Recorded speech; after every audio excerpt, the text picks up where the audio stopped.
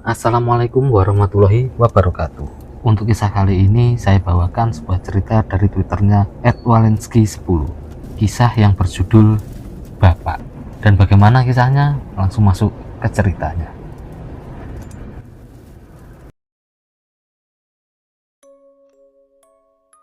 Wati menggenggam erat gagang kursi roda agar tak bergerak, sementara Rian sang adik membantu bapak turun lalu memapahnya naik ke tempat tidur. Bapak, Usti, ujar bapak setelah duduk bersandar di atas kasur. Wati segera mengambil apa yang bapak minta. Rian membuka tirai jendela kamar agar cahaya matahari bisa masuk, tapi bapak keberatan. Jangan dibuka, Yan. Silau, pinta bapak sambil memicingkan mata. Pemuda itu pun mematuhinya. Bapak mau makan? Wati ambilin. Nggak usah. Bapak nggak lapar. Ya sudah, kalau gitu bapak istirahat aja. Nanti sore baru minum obat, ujar Wati sembari menyelimuti bapak yang hanya diam. Rian mengekor di belakang Wati yang melangkah keluar kamar lalu duduk di ruang tamu. Sejenak mereka diam. Wati nampak cemas. Rian tahu apa yang menjadi keresahan kakaknya. Kasihan bapak ya mbak, ucap Rian memecah kebisuan. Wati menghela napas. Aku bingung Yan, kita harus gimana? Sebenarnya aku maunya bapak tetap di rumah sakit. Seenggaknya di sana bapak diobati, keluh Wati. Rian hanya bisa mengangkat bahu pertanda pasrah. Aku juga maunya gitu mbak, tapi kamu kan tahu sendiri, bapak yang minta pulang, nggak betah katanya. Terus kalau nggak ke rumah sakit, mau berobat kemana? Tanya Wati coba mendebat. Katanya sih mau berobat alternatif saja. Pokoknya bapak bilang dia nggak mau lagi ke rumah sakit, sahut Rian. Wati terdiam. Rian pun juga ikut diam. Keduanya lantas hanyut dalam pikiran yang sama tentang bapak mereka. Sudah lebih dari setahun bapak keluar masuk rumah sakit. Namun kombinasi penyakit gula dan paru-paru yang diidapnya kian menunjukkan tajinya. Sosoknya yang dulu angker dengan kumis melintang, kini begitu kurus. Kecanduannya akan rokok serta pola makan yang sembarangan telah menciptakan monster penyakit dalam tubuhnya yang kini meledak bagai bom waktu. Banyak yang bilang, kalau saja bapak dulunya bukan tentara, mungkin dia tak akan mampu bertahan sampai sejauh ini. Namun tubuh dan mentalnya yang keras ditempa selama masa baktinya pada negara membuat bapak mampu melawan semua rasa sakit itu. Bapak mau makan apa? Nanti Wati beliin. Tanya Wati ketika jam makan malam tiba. Apa aja lah Ti, rasanya sama saja. Nggak ada yang bisa nandingin masakan ibu kamu, jawab bapak. Wati tersenyum. Dia setuju. Bagi mereka, masakan ibu adalah yang terbaik di dunia. Tak ada perdebatan untuk itu. Tapi sejak ibu meninggal 3 tahun yang lalu, mereka harus beradaptasi dengan masakan warung yang kata bapak rasanya hambar. Jangankan menyamai masakan ibu, mendekati pun tidak. Al-Fatihah buat ibu. Wati sudah mencoba untuk masak sebisanya. Tapi meskipun bapak tak pernah komentar, namun Wati tahu kalau masakannya belum mampu memuaskan selera bapak. Mbak, besok kita jadi bawa bapak ke tempat Kiroso. Katanya kalau mau ke sana harus pagi-pagi, pasiennya banyak banget. Tanya Rian. Nggak tahu lah Yan. Sebenarnya aku nggak suka bapak berobat ke tempat-tempat begitu. Paling nanti cuma dikasih air putih. Sembuh syukur, nggak sembuh ya udah. Nggak jelas banget, keluh Wati. Rian hanya bisa tersenyum getir. Ucapan kakaknya adalah sebuah kenyataan yang pahit. Memang sejak keluar dari rumah sakit, dia dan kakaknya coba membawa bapak ke sejumlah tempat pengobatan alternatif. Namun hingga kini belum juga menuai hasil yang memuaskan. Situasi itu membuat semangat bapak seolah pudar. Dia kini jadi sering duduk melamun di teras rumah, tempat favoritnya di mana dia dulu sering duduk sambil menghabiskan berbatang-batang rokok sebelum akhirnya penyakit memaksanya berhenti total. Pak, bapak jangan sering duduk di sini, nanti masuk angin. Mending bapak istirahat di dalam, perintah Rian. Bapak bosen Yan, di kamar terus, keluh bapak lalu berbatuk-batuk. Rian cuma bisa diam. Penyakit memang membuat kondisi tubuh Bapak berubah drastis, tapi tidak dengan wataknya yang keras kepala. Kalau dia sudah punya mau, tak ada yang bisa melarangnya. Namun Bapak bukanlah manusia super. Usianya yang sudah lanjut ditambah penyakit yang terus menggerogoti, membuatnya kini hanya bisa berbaring di tempat tidur. Bertumpuk-tumpuk obat racikan serta sejumlah ramuan dari berbagai tempat pengobatan kini tak pernah disentuhnya lagi. Percuma katanya, membuat Wati dan Rian jadi bingung harus bagaimana. Setelah beberapa bulan, kondisi Bapak kian miris. Dia makin sulit makan hingga harus disuapi.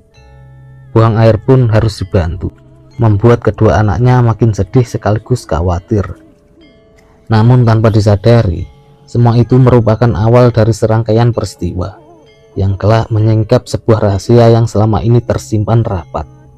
Malam itu, Wati yang baru pulang kerja jadi heran melihat Bapak yang sedang duduk di teras rumah. "Loh, Bapak kok bisa duduk-duduk di sini?" tanya Wati sambil mengernyitkan dahi. Tapi Bapak hanya diam, pandangannya kosong, lurus ke depan. Wati makin bingung, tapi juga takjub. Bapak nampak sehat, meski sedikit pucat. Wati langsung duduk di samping Bapak, tapi Bapak seolah tak menghiraukan kehadirannya. Wati kembali lagi ingin bertanya. Dia benar-benar tak habis pikir bagaimana Bapak yang belakangan ini hanya bisa berbaring, kini duduk dengan nyaman tanpa meringis. Namun belum sempat Wati membuka mulut, mendadak muncul wajah Rian yang melongok dari dalam rumah. "Mbak, kamu baru pulang? Itu Bapak di kamar dari tadi nyariin kamu." "Hah?" Wati spontan menoleh. Kosong, bangku di sebelahnya kosong, membuatnya terperangah bagai hilang kata-kata. "Kenapa, Mbak?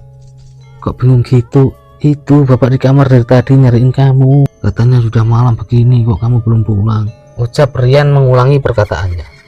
Iya, aku baru pulang lembur." "Bapak sudah makan belum?" sahut Wati coba bersikap senatural mungkin demi sembunyikan rasa gugup. "Sudah, tadi sudah makan bubur." "Ya sudah, sana temui Bapak dulu," balas Rian lalu kembali masuk ke dalam rumah. Wati kembali melirik kursi kosong. Kini dia malah jadi merinding.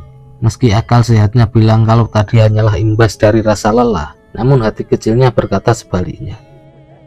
Apa aku baru saja melihat hantu? Kejadian itu pun akhirnya terlupakan. Hingga beberapa malam berikutnya, Wati mendengar seperti ada suara orang batuk dari teras rumah. Wati menghampiri jendela lalu sedikit menyibak tirainya, mengintip keluar. "Bapak?" Batinnya bergumam heran saat melihat Bapak yang tengah duduk merokok di sana. "Bukannya tadi Bapak ada di kamar, kok bisa ada di luar sambil merokok pula?" Dada Wati jadi berdebar-debar. Dia merasa ada yang tak benar. Sejenak dia diam di situ dengan benaknya yang ribut. Jujur saja, dia jadi takut, tapi penasaran. Akhirnya dia paksakan nyali untuk mengintip sekali lagi. Pelan-pelan dia kembali menyibak tirai dengan tangannya yang jadi gemetar. Wati spontan menjerit. Bapak tiba-tiba sudah berdiri di luar jendela, persis di hadapannya sambil menyeringai. Wati lari terbirit-birit menuju kamar Bapak, tapi di situ dia jadi melongo melihat Bapak yang sedang berbaring di tempat tidur. "Lalu yang di luar siapa?" Lututnya jadi lemas, nyalinya amblas, keringat dingin keluar dari pori-pori, hingga muncul Rian datang menghampiri. "Mbak, kamu kenapa? Kok kamu pucat begitu?" tanya Rian. Wati menjawab dengan suara gemetar sambil menunjuk-nunjuk ke arah luar. "Di teras, Yan, di teras. Ada orang mirip Bapak," jawab Wati terbata-bata. Rian kaget. Dia bergegas memeriksa ke depan, tapi di situ dia tidak menemukan apa-apa. Hanya ada bau rokok yang masih santer tercium. Rian kembali ke kamar Bapak. Wati langsung menyambutnya dengan tatapan mata seolah minta jawaban secepatnya. "Nggak ada siapa-siapa, Mbak. Mungkin kamu salah lihat. Atau barangkali cuma orang yang kebetulan lewat sambil merokok. Baunya ke bawah sampai ke dalam." Wati ingin sekali percaya penjelasan itu. Namun hati kecilnya menolak. Apa yang dilihatnya tadi terlalu nyata. Sudah 2 kali dia begitu. Terlalu janggal untuk dianggap sebuah kebetulan. Esok harinya kondisi Bapak mendadak drop. Wati dan Rian pun langsung melarikan bapak ke rumah sakit. Setelah itu, selama berhari-hari bapak dirawat di ruang ICU. Namun sejak hari pertama masuk, bapak tak pernah siuman lagi. Dokter bilang kalau beberapa organ tubuh bapak sudah tak berfungsi. Dokter juga bilang hanya keajaiban yang bisa menyelamatkan nyawa bapak. Bisa dibilang bapak tengah sekarat. Hal itu jelas membuat Wati dan Rian amat terpukul. Meski mereka telah siap dengan kemungkinan yang terburuk, tapi tetap saja mereka tak mau kehilangan bapak. Kamu pulang aja, Yan. Sudah berhari-hari kamu nunggu bapak di sini. Biar aku yang gantian jagain bapak, pinta Wati malam itu. Rian menurut. Dia pun pulang sambil berpesan agar Wati cepat menghubunginya kalau ada apa-apa. Dia masih berharap kalau bapak bisa melewati masa kritis meski kemungkinannya amatlah kecil. Tiba di rumah, Rian ingin langsung mandi. Namun dia kaget begitu melihat seperti ada orang yang sedang duduk di atas ranjang di dalam kamar bapak. Bapak, orang lain mungkin akan lari terbirit-birit, tapi tidak dengan Rian. Dia bukan penakut. Hal itu justru membuatnya jadi penasaran. Benaknya bilang kalau itu bukan bapaknya. Dia pun langsung menyeruak masuk lalu tanpa basa-basi menghardik lantang. Siapa kamu?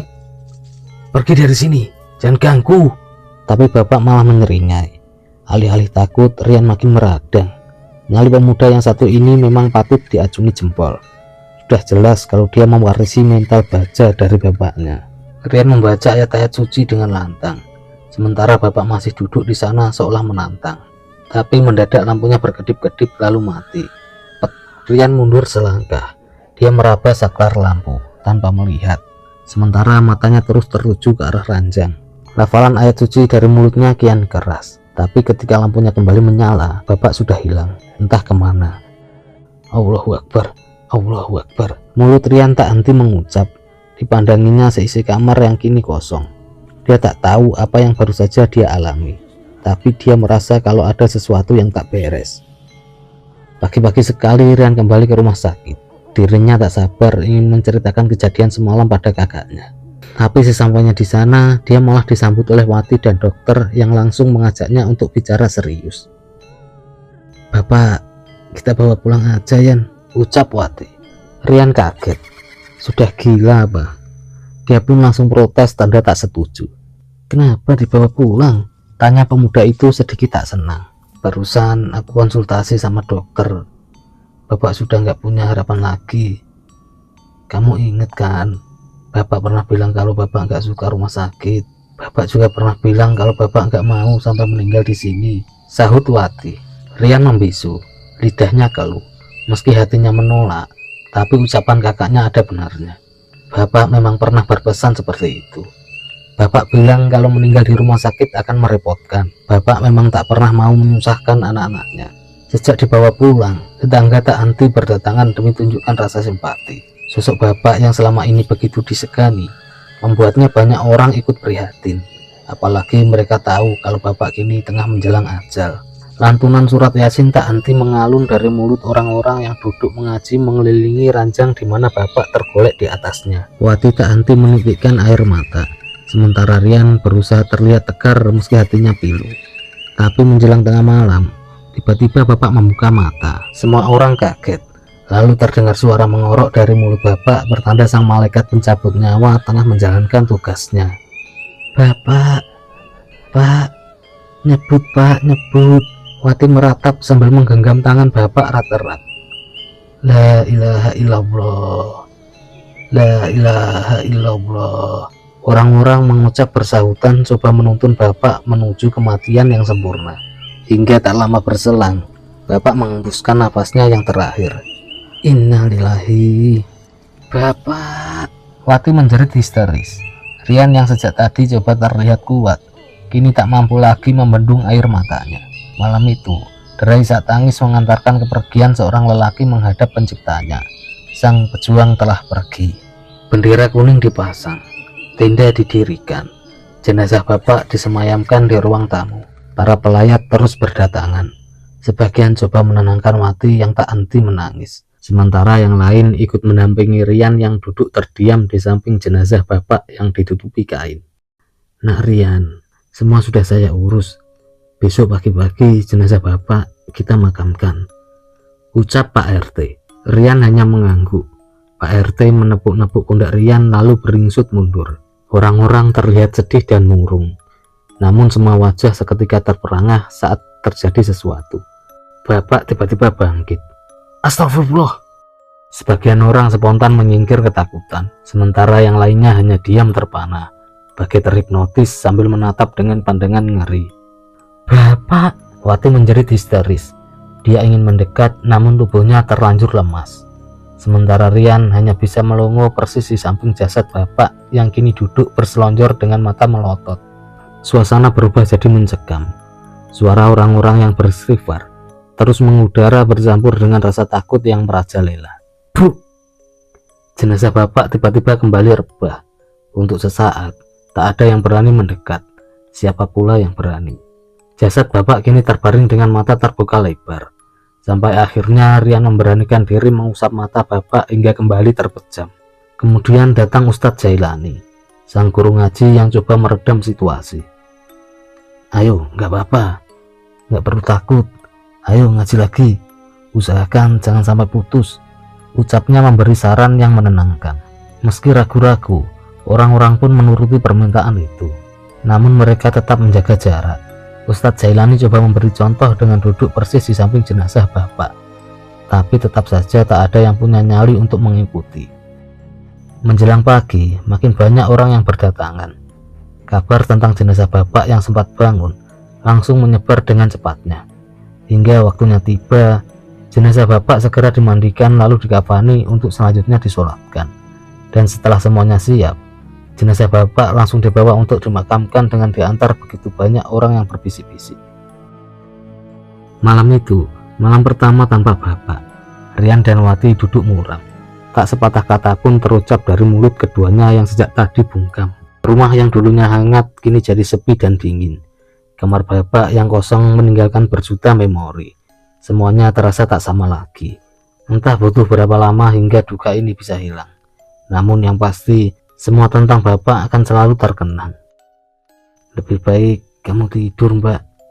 Sepertinya kamu kecapean, ucap Rian memecah keheningan. Wati mengiyakan. Dia pun langsung masuk ke dalam kamarnya dan mengunci pintunya dari dalam. Rian duduk melamun di ruang tamu. Kejadian kemarin sungguh mengusik hati. Bagaimana bisa jenazah bapak mendadak bangun lalu melotot? Ada apa ini? Ada yang memberi alasan logis dengan bilang kalau tubuh orang mati bisa saja bereaksi beberapa jam setelah kematian. Tapi banyak juga yang bilang kalau bapak mati suri. Entah mana yang benar, Rian tak tahu.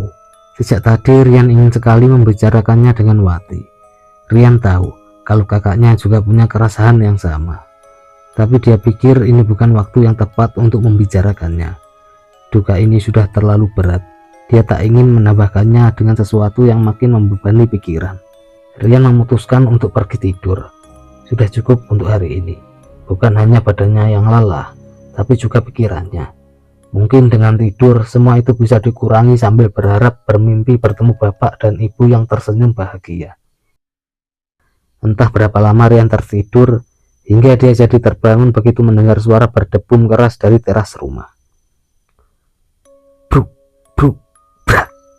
Rian terbangun sembari mengernyitkan dahi. Suara apa itu? Dirinya curiga kalau ada maling yang mau masuk.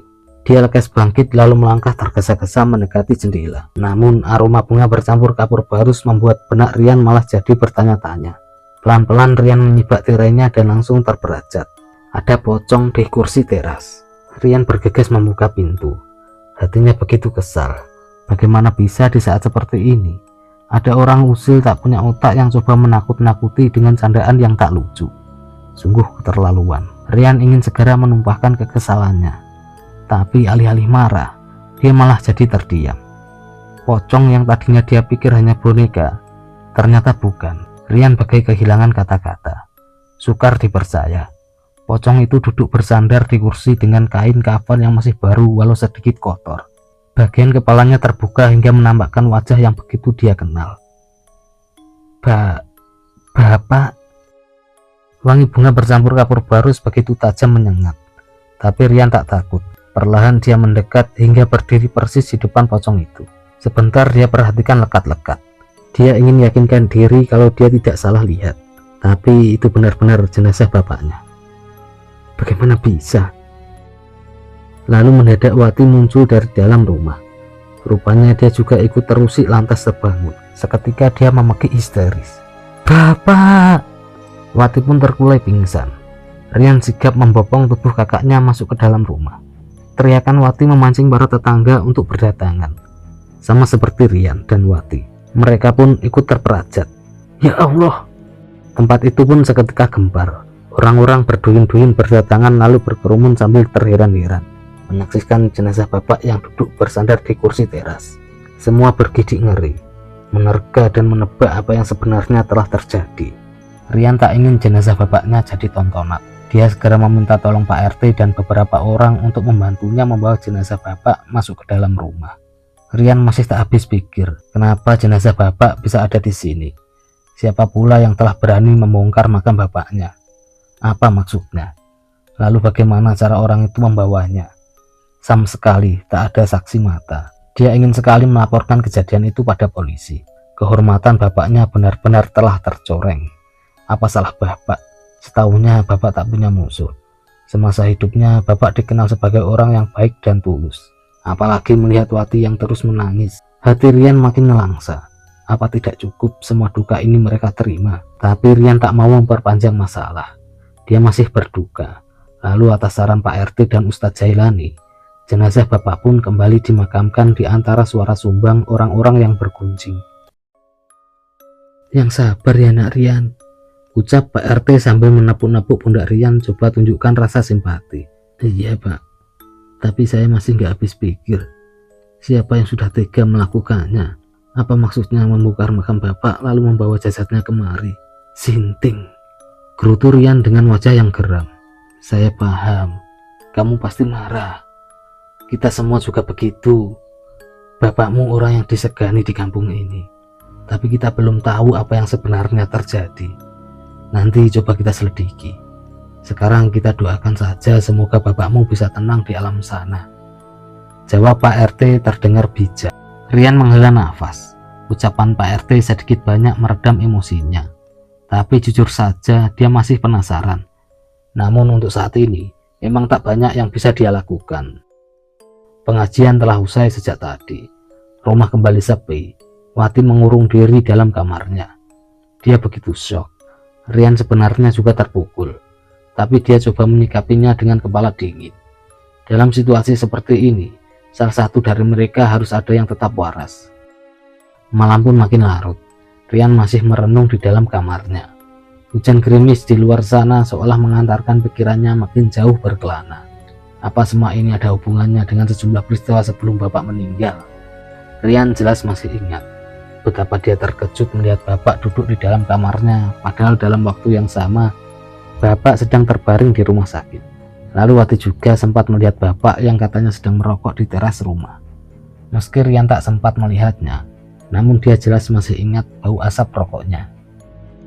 Waktu berjalan terasa lambat, tapi tanpa sadar Rian sudah melamun begitu lama.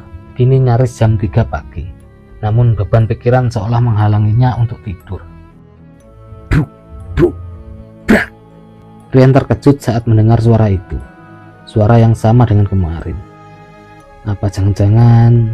Rian langsung berlari melintasi ruang tamu dan segera menyibak tirai jendela. Astaga, dia benar-benar tak percaya. Rian cepat membuka pintu. Untuk kedua kalinya, dia diam terpaku. Ada jasad bapak yang kembali duduk bersandar di kursi teras. Namun kali ini jasad bapak jadi telanjang karena kain kafannya terlepas dan teronggok di lantai dalam kondisi belepotan tanah. Ya Allah, perasaan Rian campur aduk. Namun rasa sedih dan marah begitu mendominasi. Bangsat, siapa orang yang telah kurang ajar mempermainkan jasad bapak seperti ini? Yan, ada apa? Terdengar suara Wati yang memanggilnya dari dalam sana. Rian pun mencegah Wati untuk datang mendekat. Kakaknya itu pasti tak kuat bila melihat semua ini. Jangan keluar mbak, pokoknya jangan keluar, pinta Rian. Kenapa? Teriak Wati dari ruang tamu.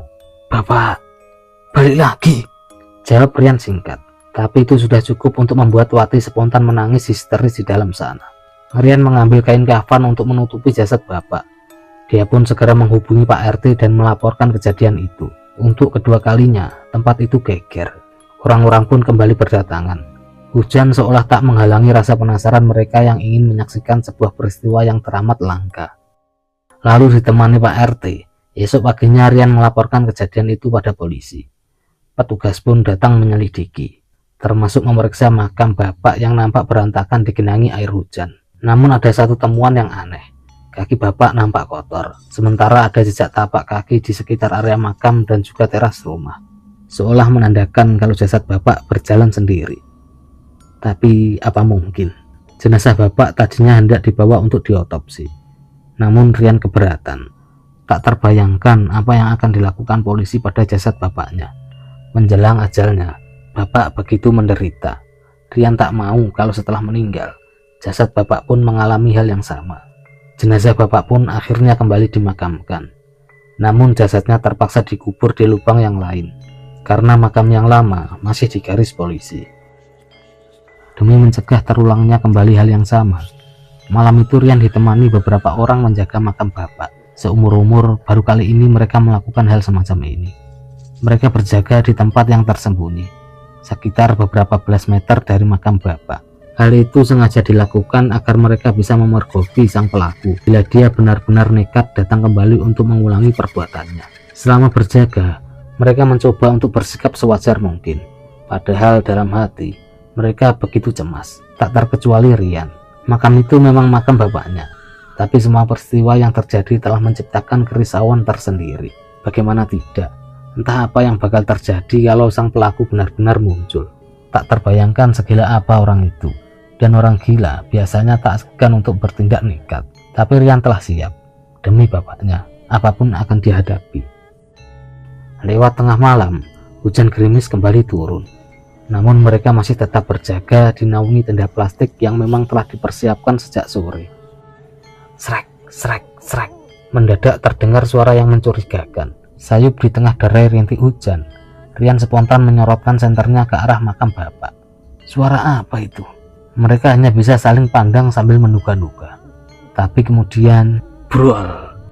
Makam bapak tiba-tiba ambrol. Lalu muncul dua tangan kotor yang menggapai-gapai seolah mencari pegangan untuk keluar. Semua orang memekik kaget. Untuk sesaat mereka terkesima. Rasa heran bercampur takut membuat kaki mereka seolah tertanam kuat di tanah. Mereka hanya bisa menatap ngeri menyaksikan jasad bapak merayap keluar dari liang lahat. Kain kafannya berantakan, belepotan dengan tanah. Lalu dengan tertatih, jasad bapak melangkah kaku bagai zombie di tengah rintik hujan, meninggalkan lubang kubur yang kini menganga. Bapak! Rian berteriak keras, sementara yang lainnya bagai tergugah lalu lari pontang-panting meninggalkan Rian seorang diri. Jasad bapak terus melangkah. Rian berlari mendekatinya dan langsung menubruknya dari belakang. Bruk! Keduanya jatuh tersungkur mencium tanah becek. Rian belum tahu apa yang sebenarnya terjadi. Tapi yang ada di benaknya saat ini adalah bagaimana cara menghentikan bapak. Mulut bapak menggeram-geram. Dia mencoba untuk bangkit. Rian sekuat tenaga berusaha untuk menahannya. Namun jasad bapak seolah memiliki tenaga yang kuat hingga Rian malah jadi terpental. Bruk! Tapi Rian pantang menyerah. Dia bangkit lalu kembali menubruk. Namun lagi-lagi dia terpental saat bapak menggeliat mengibaskan tangannya. Bruk! Rian kembali bangkit. Tapi kali ini dia biarkan jasad bapaknya terus melangkah, sembari memikirkan cara lain untuk menghentikannya. Dia sadar kalau tenaganya tak cukup untuk menghalanginya. Pak! Bapak! Sepanjang jalan Rian terus memanggil memelas. Dia berharap suaranya bisa menghentikan langkah bapak. Namun sia-sia.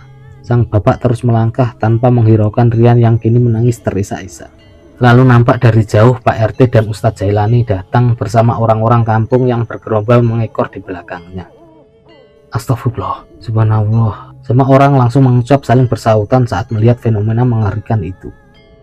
Minggir, minggir. Beri dia jalan, minggir. Beri dia jalan. Pinta Ustadz Jailani coba menghalau massa yang berkerumun menghalangi langkah bapak. Pak Ustadz, bagaimana ini Pak? Tanya Rian mengiba memohon petunjuk. Sabar nak Rian. Ini jelas ada yang tak beres. Tapi saya belum bisa hentikan. Sementara kita biarkan dulu jasad bapakmu sampai di tempat tujuannya. Tak ada gunanya jika kita menghalangi. Sahut Ustadz Jailani coba beri masukan. Rian pun menurut. Dia terus mendampingi jasad bapak yang melangkah di antara kerumunan orang-orang yang memandangi dengan tatapan ngeri. Rian jadi sedih, hatinya bagai tersayat melihat jasad bapaknya jadi sirkus tontonan orang satu kampung. Hingga sampai di depan rumah, Wati langsung menangis dan menjerit melihat kedatangan mereka. "Bapak, ya Allah, Bapak kenapa?" Rian pun langsung mendekati kakaknya, lalu memeluknya demi menenangkan. Sang kakak menangis terseduh-seduh dalam pelukan Rian. Sementara jasad bapak telah sampai di teras, lantas duduk bersandar pada kursi lalu diam. Astagfirullah, subhanallah. Orang-orang kembali berucap bersahutan. Setelah menunggu beberapa saat, tubuh bapak benar-benar diam dengan mata terpejam. Jasadnya pun langsung dibawa masuk ke dalam rumah. "Maaf Nak Rian, menurut dugaan saya, sepertinya jasad bapakmu ini dikuasai oleh jin atau sebangsanya. Tapi mudah-mudahan dugaan saya salah," ujar Ustadz Jailani pada Rian saat mereka dan sejumlah orang duduk mengelilingi jasad bapak yang kini terbujur bagai tertidur. "Ya Allah, memang bisa begitu Pak. Bukannya biasanya makhluk halus itu merasuk ke dalam tubuh manusia yang masih hidup. Maksud saya seperti orang kesurupan," sahut Rian coba mendebat. "Iya, biasanya memang begitu. Tapi dari beberapa kasus yang saya tahu, pernah terjadi juga semacam ini. Jasad orang yang telah meninggal dikuasai oleh iblis," jelas Ustadz Jailani lagi. Rian tertegun. Kalau memang benar seperti itu, lantas apa yang menyebabkan jasad bapaknya dikuasai iblis? Rian tak mampu temukan benang merahnya. Semua masih jadi misteri yang membingungkan. "Assalamualaikum," terdengar ucapan salam dari luar. Nampak seorang lelaki tua berbadan tegap yang tengah berdiri di ambang pintu. "Waalaikumsalam," balas orang-orang serempak. "Cari siapa Pak?" tanya Rian. "Cari kamu," jawab lelaki itu. Dahi Rian langsung berkerut mendengar dirinya disebut. "Cari saya? Apa kita saling kenal? Maaf, silahkan masuk dulu," sahut Rian sopan mempersilahkan. Lelaki tua itu lalu masuk, namun langsung tertegun begitu melihat jasad bapak yang terbujur kaku. "Innalillahi, astagfirullah," ucapnya sambil geleng-geleng kepala. "Maaf, bapak ini siapa? Sepertinya bapak kenal dengan bapak saya," tanya Rian. "Tentu saja, saya sangat mengenal bapakmu. Mungkin kamu lupa, saya Bambang, teman bapakmu di kesatuan dulu. Saya pernah beberapa kali berkunjung kemari, tapi itu sudah lama, waktu kamu masih kecil," jawab lelaki itu. Rian mengernyitkan dahi berusaha mengingat-ingat. "Oh iya, sekarang saya ingat. Pantas saja wajah bapak terasa familiar. Lalu apa maksud bapak mencari saya? Maaf, sekali lagi, saat ini kami sedang berduka." "Iya Nak, saya tahu. Waktu bapakmu wafat, sebenarnya saya mau langsung datang kemari. Tapi waktu itu saya ada halangan. Tapi begitu mendengar apa yang terjadi dengan jasad bapakmu, saya langsung paksakan untuk datang kemari. Karena ada hal penting yang harus saya sampaikan." "Hal penting apa Pak? Sepertinya bapak ini tahu sesuatu," tanya Rian coba menyelidik. "Iya, saya memang tahu apa yang terjadi. Maaf kalau saya harus sampaikan hal ini. Mungkin terdengar sedikit tak masuk akal, tapi inilah kenyataannya." Lelaki itu sejenak diam. Dipandanginya wajah setiap orang satu persatu, lalu kembali melanjutkan penuturannya.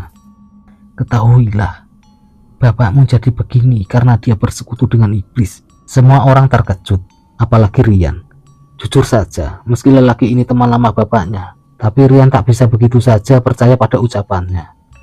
"Bapak tahu dari mana?" tanya Rian menagih pembuktian. Ini bukan perkara main-main. Tuduhan semacam itu butuh penjelasan yang jelas dan konkret. "Kamu dengarkan baik-baik. Saya akan ceritakan semuanya dari awal, agar kamu bisa mengerti betapa besarnya pengorbanan bapakmu untuk anak-anaknya," jawab Pak Bambang. Sebentar lelaki itu memandangi jasad bapak. Rian menanti dengan dada yang jadi berdebar-debar. Sementara Ustadz Jailani dan yang lainnya telah siap mendengarkan. Lalu Pak Bambang pun memulai kisah panjangnya. "Dulu waktu pecah konflik perang di Timur Timur, bapakmu mendapat gilirannya yang bertugas di sana. Bapakmu tak bisa mengelak. Tugas adalah tugas. Sebagai seorang prajurit, perintah harus kami laksanakan. Tapi bapakmu jadi khawatir, mengingat situasi yang tengah memanas di sana. Bapakmu takut kalau sampai terjadi hal buruk menimpa dirinya, sedangkan anak-anaknya waktu itu masih kecil-kecil. Untuk itu, sebelum berangkat, bapakmu sengaja mencari bekal demi menjamin keselamatannya selama bertugas agar bisa pulang dengan selamat. Kami semua juga begitu. Awalnya saya tak tahu bekal macam apa yang dibawa bapakmu ke sana, sampai akhirnya terjadi satu peristiwa yang mengungkapkan semuanya. Waktu itu, kami tengah berpatroli di dalam hutan, tapi mendadak pasukan kami disergap oleh pasukan musuh. Kami yang kalah jumlah akhirnya kocar-kacir. Saya dan bapakmu terpisah dari pasukan. Kami berdua jadi bulan-bulanan serangan musuh hingga akhirnya bapakmu tewas tertembak. Apa? Bapak saya tewas tertembak, sahut Rian dengan wajah terperangah. Begitu pula dengan semua orang yang sejak tadi turut menyimak. Iya, bapakmu benar-benar tewas tertembak. Waktu itu saya sendiri yang membawa mayat bapakmu ke sebuah tempat persembunyian untuk menunggu bala bantuan datang. Tapi di situ juga saya menyaksikan sebuah keajaiban. Setelah beberapa saat, bapakmu tiba-tiba saja hidup lagi. Saya jelas kaget dan tak percaya. Tapi bapakmu benar-benar hidup lagi. Luar biasa. Lalu bapakmu menceritakan apa yang sebenarnya terjadi. Rupanya dia bersekutu dengan iblis dan membiarkan iblis itu bersemayam dalam tubuhnya. Singkat kata, bapakmu tak bisa mati. Saya paham kalau apa yang dilakukan bapakmu itu sangat berbahaya. Tapi dia dengan entengnya menjawab kalau iblis itu bisa diusir oleh guru spiritualnya. Tapi yang jadi masalah, beberapa bulan kemudian terdengar kabar kalau gurunya itu meninggal. Bapakmu sempat kebingungan, tapi dia berusaha untuk tetap tenang. Sebab menurut penuturan bapakmu, masih ada cara lain agar dia bisa terlepas dari iblis itu. Ada cara lain? Bagaimana caranya, Pak? Tanya Rian penasaran. Dia jadi antusias begitu mengetahui ada jalan keluar dari semua keanehan ini. Tapi tanpa diduga, jawaban Pak Bambang berikutnya justru membuat semua orang jadi terkejut. Penggal kepala bapakmu, ucap Pak Bambang dengan wajah serius. Hah? Penggal? Penggal kepala? Mulut Rian sampai ternganga dibuatnya. Iya, penggal kepalanya. Itu yang bapakmu bilang. Dan selama ini tak ada orang lain yang tahu kecuali saya. Bapakmu sengaja meminta saya untuk merahasiakannya, sahut Pak Bambang coba meyakinkan. Ya Allah, Bapak. Mulut Rian bergumam pelan. Tapi tak cukup hanya dipenggal. Tubuh dan kepalanya harus dipisah sejauh mungkin. Dulu bapakmu pernah berkelakar dengan bilang, buang saja kepalaku ke laut. Waktu itu kami hanya tertawa. Tapi sekarang mungkin itu jalan keluarnya, ucap Pak Bambang menambahkan. Sebentar Rian membisu, batinnya berkecamuk. Memenggal kepala bapak. Melihat bapak sakit saja dia tak tega. Sungguh gila. Maaf Pak, saya nggak mungkin tega memenggal kepala bapak saya sendiri, ucap Rian. Saya tahu, siapa juga yang tega. Kalau memang ada cara lain yang lebih baik, silahkan saja. Saya hanya sekedar menyampaikan apa yang saya tahu. Selebihnya terserah kamu, balas Pak Bambang. Rian kembali tertegun, pikirannya menimbang-nimbang.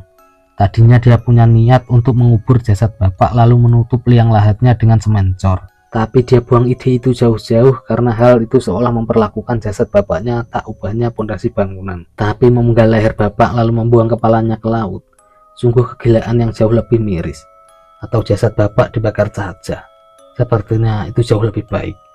Tapi apakah itu tak bertentangan dengan agama? Rian jadi pusing memikirkannya. Lakukan saja, Yan. Penggal kepala bapak, ujar Wati tiba-tiba sambil melangkah keluar dari dalam kamar. Rupanya sejak tadi dia ikut menyimak apa yang sejak tadi Pak Bambang sampaikan. Mbak, apa-apaan kamu? Sudah gila apa?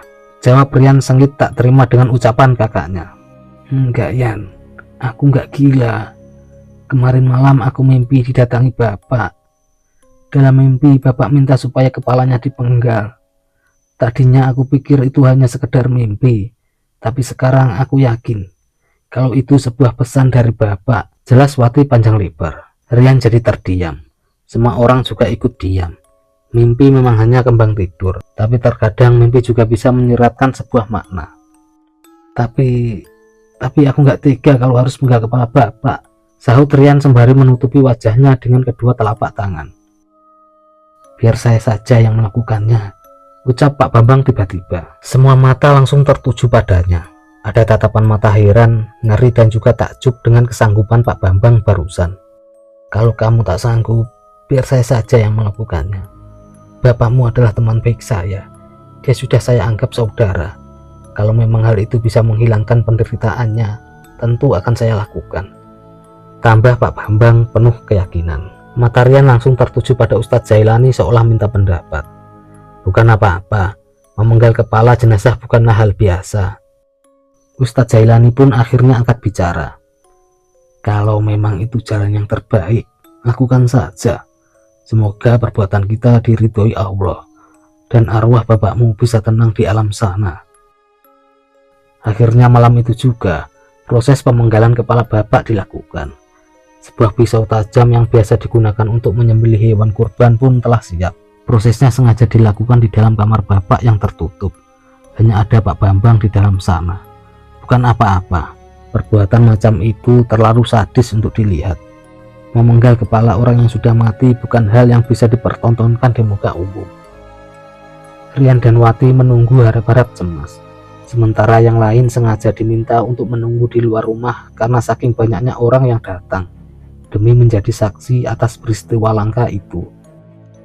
Hampir setengah jam Pak Bambang ada di dalam sana. Suasana begitu hening. Setiap orang seolah menahan napas. Hingga akhirnya aku dengar suara pintu kamar dibuka dari dalam. Klek. Pak Bambang keluar dari dalam kamar sembari meneteng sebuah bungkusan kain putih. Semua mata tertuju padanya. Tanpa bertanya, semua orang tahu kalau isi bungkusan itu adalah potongan kepala bapak. Subhanallah. Setelahnya, jenazah bapak yang kini tanpa kepala langsung diurus dan kembali dikebumikan. Begitu banyak orang yang menyaksikan sosok pejuang negara dan keluarga terpaksa dimakamkan dengan anggota tubuh yang tak utuh. Sungguh memilukan.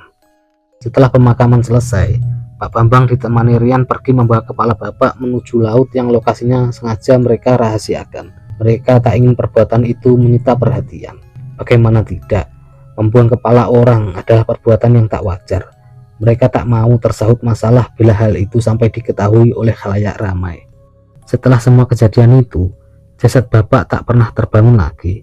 Rupanya apa yang diceritakan Pak Bambang adalah satu kenyataan yang masih sulit untuk dipercaya. Seorang bapak rela menjadikan tubuhnya sebagai sarang iblis demi keluarganya. Tapi itulah sosok seorang bapak. Dia memang tak pandai ungkapkan kasih sayangnya dengan kata-kata. Kadang dia terlihat kaku. Tapi ketahuilah, jauh dalam lubuk hatinya, dia begitu mencintai keluarganya. Apapun akan dilakukan demi keluarga bahagia. Apapun. Buat bapak, lelaki terkuat dan terhebat yang pernah saya kenal. Terang jalanmu prajurit. Oke, terima kasih telah menyimak cerita ini. Semoga kita semua dapat mengambil hikmahnya. Maafkan bila ada kata-kata yang kurang berkenan. Nantikan kisah-kisah selanjutnya hanya di Kabar Mistis. Wassalamualaikum warahmatullahi wabarakatuh.